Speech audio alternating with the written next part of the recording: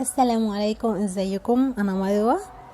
آه عايزه اكلمكم النهارده عن حاجه جربتها، سمعت عنها كتير جدا وكان نفسي اجربها بصراحه، لاني ما كانتش متوفره في اماكن كتير عندي هنا في المنصوره.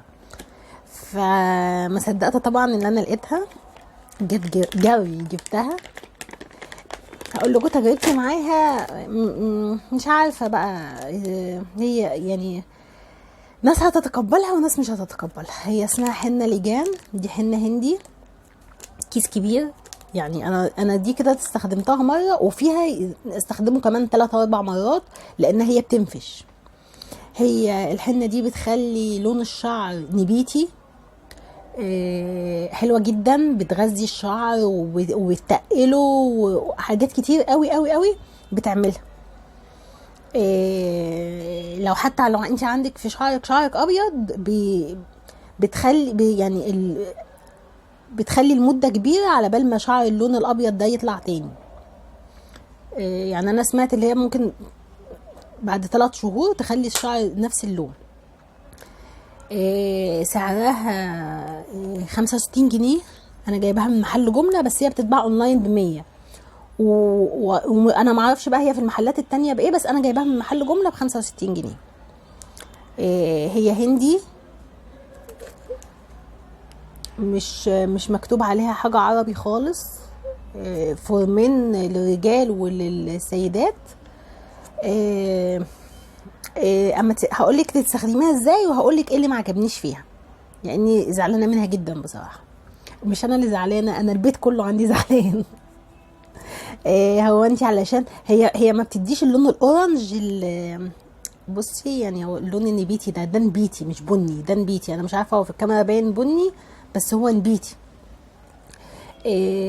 بتقل الشعر، بتشيلي القشره،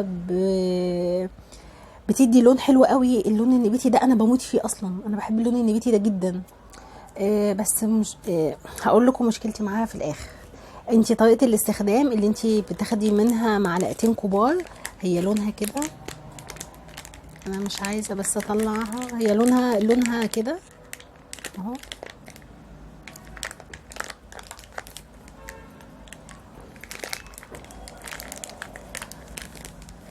اهو هو ده كده كبت على المفرش. بتاخدي منها معلقتين كبار، وبتجيبي الالوان الجل الغذائيه دي. انا جبت اللون سوبر ريد اللي هو الاحمر. وبتقومي واخده معلقتين كبار وحاطه نص معلقه صغيره من دي او معلقه صغيره. آه، ثواني اشيل اللي جه على ايدي. او معلقه صغيره. وتقومي عجنها بميه دافيه او بكركديه او بشاي مغلي. المهم بتقومي عجناها بالميه الدافيه وحاطه بيضه. ولو عايزه معلقه زبادي برضو حطي معلقتين زبادي عشان تغذي الشعر بس. وبتسيبيها حوالي ساعتين 3 تخمر. هو في حاجه كمان عايزه اقولها لكم، انتي ما تحطيش البيضه غير في الاخر خالص. يعني انتي عجنيها بالكركديه او بالشاي او كده، وحطي اللون وخلاص بقى، غطيها وسيبيها تخمر. ولما تيجي بقى بعد ساعتين او 3 تستخدميها، حطي البيضه وحطي الزبادي وقلبي، يعني البيضه والزبادي في الاخر. وقلبيها. إيه وحطيها على شعرك. هي عامله، هي مش بقى رمل ولا تراب زي الحنه العاديه، لا لا لا. هي هتلاقي شعرك زي كانك بتحطي حمام كريم على شعرك كده، زي البلسم، زي حمام الكريم. مش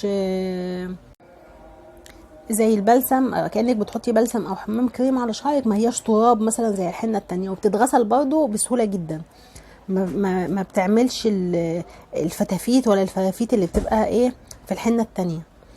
إيه عيوبها بقى؟ فيها عيب خطير جدا. ماشي، ادتني اللون وادتني من اول مره استخدمتها، ادتني اللون النبيتي الحلو ده. بس في بقى عيب لا يطاق بصراحه. يعني انا مش هستخدمها تاني. يعني انا الكيس ده كامل اهو، انا مش هستخدمه تاني. علشان المشكله اللي فيها ايه بقى؟ ريحتها صعبه صعبه صعبه يعني. العيب يا جماعة ريحتها بشعة، ريحة حلبة، حلبة جامدة قوي، يعني ريحة حلبة عالية جدا جدا. انا عملتها البيت كله اتقلب ريحة حلبة. ابني وهو ماشي، كل ما ماشي في شقه: يا ماما الريحه الوحشه دي. يعني انا يعني مثلا هقول لكم، انا عاملاها مثلا بقالي داخله على شهر، انا لسه ريحه شعري فيها ريحه الحلبه دي، مع اني بغسل بشامبوهات حلوه وريحتها حلوه، وبحط كريمات ريحتها حلوه وكل حاجه، ما زالت ريحه شعري ريحه الحلبه عاليه جدا. ريحه يعني حلبه بطريقه بشعه. الفرش بتاعت شعري ريحتها حلبه. الفوط اتغسلت والريحه فيها، يعني الريحه ما بتروحش.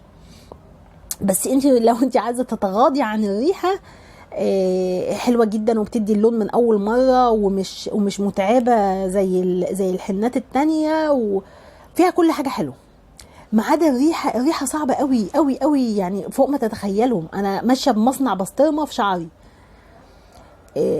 طبعا دي مش اي حد هيتقبلها، وفي البيت عندي كمان انا وانا رايحه وانا جايه: يا ماما الريحه الوحشه دي، يا ماما لا ده لا كده خلاص، ده يعني كده كتير. ف مش عارفه لو انتوا عندكم حل اللي انا اشيل الريحه دي، او ايه اللي يتحط يشيل الريحه دي، لان هي طبعا هي عجباني جدا وحلوه جدا، بس المشكله عندي في الريحه. يعني انا مجرد ان انا فتحت الكيس بس كده وكبت شويه دول، الاوضه كلها بقى ريحتها حلبه وبسطرمه وحاجه صعبه قوي قوي قوي، يعني مش والدين هنا، ريحه الوالدين. فلو حد جربها وقولوا لي نتغاضى عن الريحه الوحشه دي ازاي. هي مش ريحه وحشه، هي ريحه حلبه. فاللي جربها، وهي دي الاصليه يا جماعه، لان هي في مش مكتوب عليها حاجه خالص، لان في منها تقليد. اللي جربها قال لي، يعني انا شفت عليها ريفيوهات قالوا لي ملهاش ريحه خالص خالص. لا لا، الاصلي هي اللي ريحتها بشعه كده. دي اصلي، انا متاكده ان هي اصلي، ان المكان اللي انا جايباه منه ما بيجيبش غير الحاجات الاصليه. فلو انتوا جبتوها ولقيتوا ريحتها وحشه كده، يبقى هي دي اصليه. قولوا لي. يعني انا طبعا مستخسره ان انا ارمي دي كلها. 65 برضو مش رخيصه. فقولوا لي يعني وكمان عاجبني اللون، اللي هي بتدي لون حلو قوي.